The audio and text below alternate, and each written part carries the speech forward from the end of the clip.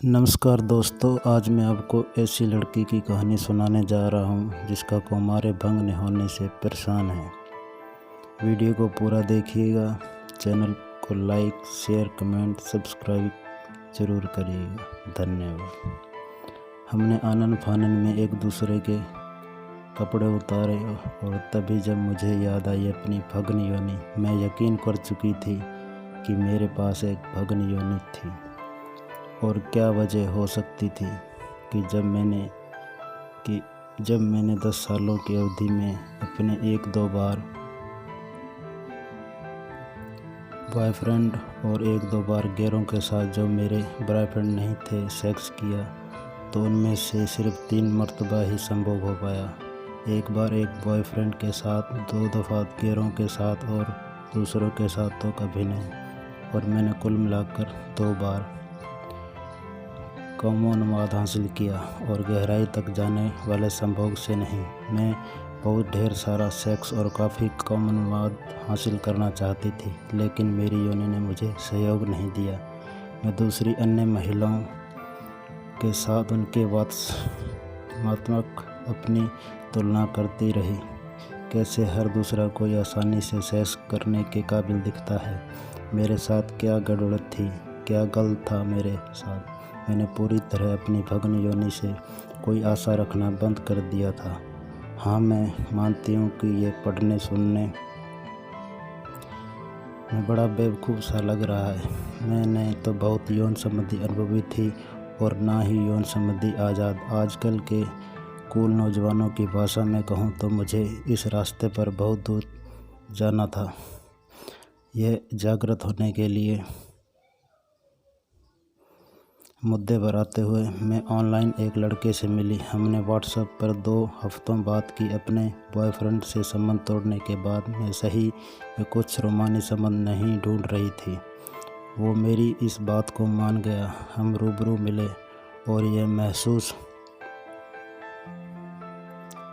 किया कि मेरी पवित्र मनसाओं के बावजूद हम लोग दिमागी, जज्बाती और जिस्मानी रूप से एक दूसरे के प्रति बहुत आकर्षित हो गए थे।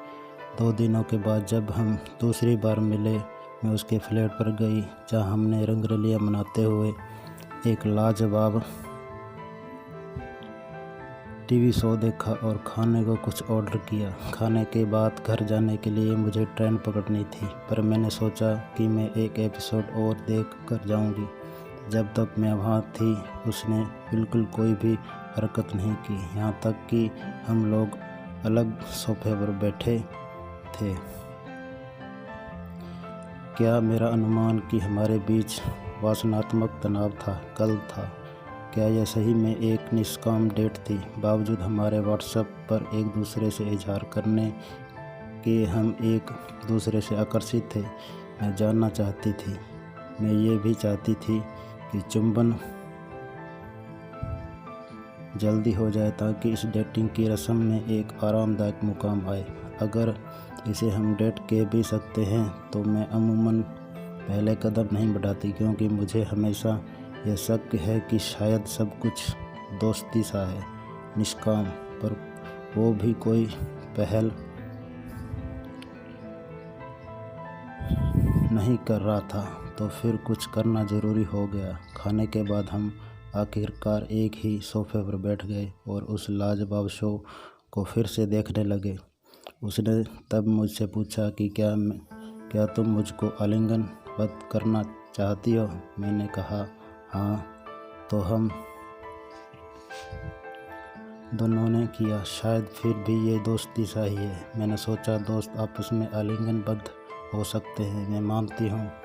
इसलिए मैंने उसका चुंबन लिया। वो हक्का बक्का नहीं प्रतीत हुआ, तो मैंने सोचा कि चलो ये ठीक है, ये निष्काम नहीं। हम एक दूसरे के और भी गले लगे, एक दूसरे को और भी चूमा, और उसने माना कि देर हो रही है। उसने मुझसे पूछा कि क्या मैं रुकना चाहती हूँ या फिर वो मुझे गाड़ी से ट्रेन स्टेशन तक छोड़ दे ताकि मैं अपने घर के लिए आखिरी ट्रेन पकड़ सकूँ। बाद में उसने मुझसे कहा कि वो लड़कियों द्वारा पहला कदम उठाने को उसे देता है ताकि उसे यकीन हो कि लड़की पूरी तरह आराम से है और कुछ भी करने के दबाव में नहीं। वो मुझसे ज़्यादा जागरूक है। ये लड़का वहाँ ठहरने की कोई योजना नहीं थी, मगर वो शो अच्छा था और साथ ही वो आलिंगन और चुंबन भी। मैंने कहा कि मैं रुकूंगी और हमने शो देखकर ख़त्म किया। तब हमने एक बहुत सी उत्साहित यौन वासना में डूबा सत्र शुरू किया जो समाप्त हुआ। उसका मुझे बैठक के सोफे से गोद में उठाकर अपने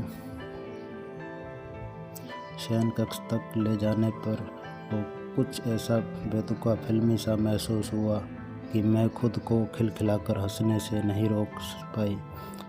बिन देखे बिन जाने में आजकल के नेटफ्लिक्स और चिलिंग वाले संदर्भ में जा पटकी थी। हमने आनन फानन में एक दूसरे के कपड़े उतारे और तब मुझे याद आई अपनी भग्न योनि। हो सकता है इस बार ये खुद ही साथ देगी। मैंने उम्मीद का पुल बांधा। मैं इस लड़के पर काफ़ी लट्टू थी और सच में चाहती भी थी कि मेरी योनि सहयोग करे, पर इसने सहयोग नहीं दिया। हमने संभोग का प्रयत्न किया और हार गए। मुझे अपने शर्मनाक रहस्य के बारे में उस लड़के से कहना पड़ा। उसने ऐसा नहीं सोचा कि ये कोई एक बहुत गंभीर बात है। उसने फटाफट कुछ चिकनाई युक्त क्रीम लगाई, पर वो भी काम न आई। तो हम लोगों ने एक दूसरे को चूमा और शुभ रात्रि कहकर सो लिए। अगले हफ्ते वो मेरे घर पर आया।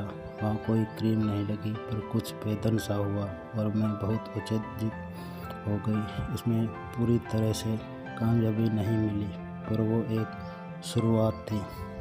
ऐसा लगा कि मेरी योनि मेरा कहा मानने लगी थी। पर अगली बार वही विपदा। मेरी योनि हड़ताल पर चली गई। मुख में तुम क्रीम, विभिन्न मुद्राएं हमने सब आजमाया, पर मेरे पैर अनायास सख्त हो जाते और भेदन काम नहीं करता था। मैं सच में उसके साथ संभोग करना चाहती थी और मैं सच में एक साधारण योनि की चाहत रखती थी। मैं अचानक इतनी बेचैन हो गई कि मैं उस लड़के से नज़र तक नहीं मिला पाई। यद्यपि हमारी पहली मुलाकात को 2 हफ्ते ही बीते थे और 4 हफ्ते जब से हमने बातचीत शुरू की थी। हमने ये माना था कि हम दोनों दृढ़ता से एक दूसरे में समा रहे हैं। मैंने इससे पहले कभी किसी के बारे में इस तरह से नहीं महसूस किया था और मुझे यकीन था कि वो अब दोबारा कभी भी मेरी बामुश्किल योनि के साथ संभोग करना नहीं चाहेगा। यहाँ तक कि मैं खुद अपनी इस मुश्किलशुदा योनि लेकर संभोग नहीं करना चाहती थी। जब मैंने उससे नज़रें मिलाने से इनकार किया और कंबल में छिप गई, उसने मुझे उभरने को मजबूर किया। मुझे कस के अपनी बाहों में भर लिया और बिना किसी ढुलमुल परिभाषा के मुझसे कहा कि मैं एक अनाड़ी बेवकूफ़ के जैसी हूँ।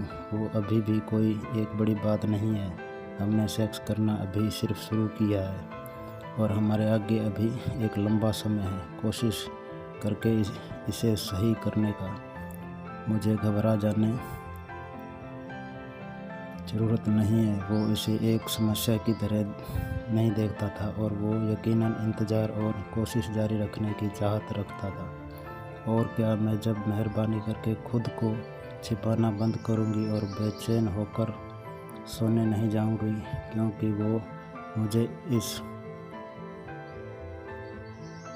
तरह बुझा हुआ नहीं देख सकता। और अब तब मैंने वो बात यकीनन जानी जिसका मुझे तब तक बस अंदेशा था कि मैं न सिर्फ एक उस तरह की लड़की थी जो अकस्मात नेटफ्लिक्स और चिल की दुनिया में भटक गई, बल्कि मैं उस तरह की लड़की भी थी के बावजूद अपने आप को रोमांस की सीमा के बवंडर में भी बीच में पाती। मैं इस दयालु जागरूक लड़के से दीवानों की तरह मोहब्बत करने लगी। अगर वो मेरी योनि के साथ धैर्यवान रहना चाहता था तो मैं भी वही चाहती थी। मैंने उस योनि को मन ही मन धिक्कारना बंद किया, उस लड़के को चूमा और सोने चली गई। अगली रात मेरी योनि ने इस तरह काम करने की ठानी जैसा उसने पहले कभी नहीं किया था। कोई क्रीम नहीं, कोई मुख में तो नहीं, कोई आधुनिक मुद्राओं की ज़रूरत नहीं थी।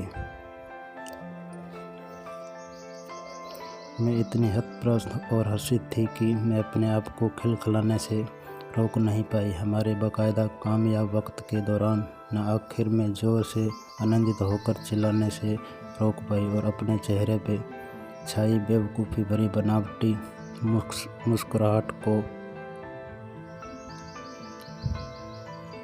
पहुँचने से वो लड़का भी भौचक्का था कि कितनी जल्दी मेरी योनि ने सहयोग किया, लेकिन वो ज़्यादा प्रफुल्लित था मेरी दमकती खुशी पर। जाहिर तौर पे मेरी योनि काम में आने के लिए बस इतना ही चाहती थी कि मैं जज्बाती तौर पे और संभवतः प्यार में भी लिंग के स्वामी के साथ जुड़ी रहूं। यानी कि वो भगन नहीं थी, बहुत ऊंचा दर्जा रखती थी, जो कि अभी भी एक बकवास है, क्योंकि वो एक रात के ठहराव या इत्तेफाकन जुड़ाव को लगभग असंभव बनाता है। लेकिन मैं सोचती हूँ कि ये लड़का इन सारी उलझनों की बूटी है जो इसको संवारता है। तब से अब तक हमने अनेकों कामयाब संभोग किए। मैं खुद भी कामोन्माद के क्षेत्र में इतनी ज़्यादा सफल नहीं हुई, पर जैसा कि उस लड़के ने एक बार कहा था, हमारे पास इसकी कोशिश करने और इसको सही करने के लिए आगे एक लंबा समय है। अगर आप ये पूछना चाह रहे हैं तो हमने जो शो देखा तो उसका नाम ग्लो था। लंबे वक्त तक लगातार देखने के लिए बिल्कुल सही और चिल करने के लिए भी। धन्यवाद। नमस्कार।